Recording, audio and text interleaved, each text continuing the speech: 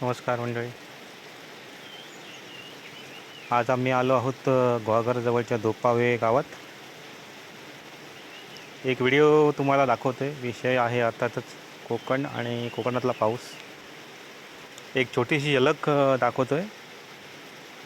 कोकणातला पाऊस जो जुन्या लोकांनी बघितलेला आहे, तो 8-10 दिवस नॉनस्टॉप कोसळणारा पाऊस.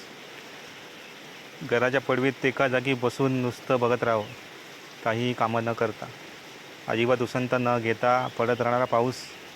तो काळ आता गेला आणि फारच कमी वेळामध्ये पूर्ण ढगफुटीसारखा कोसळणारा पाऊस सध्या बघायला मिळतो आहे.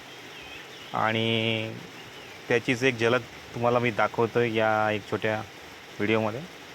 डोंगराकडे जर बघितलं तर जे समुद्रावरनं ढग येत आहेत, दोपावे गावच आहे मुळात एका दाभोळच्या खाडीच्या एका छोट्याशा चिंचोळ्या भागामध्ये आहे. आणि तिथून जो डोंगर चढत जातो, त्या डोंगराच्या दोन्ही बाजूच्या उतारावरती गावातल्या वेगवेगळ्या वाड्या आहेत. आणि समुद्रावर येणारा पाऊस जो असा अंगावर येतो, ते दृश्य एकदम थरारक वाटतं. तर ही झलक एक तुमच्यासाठी.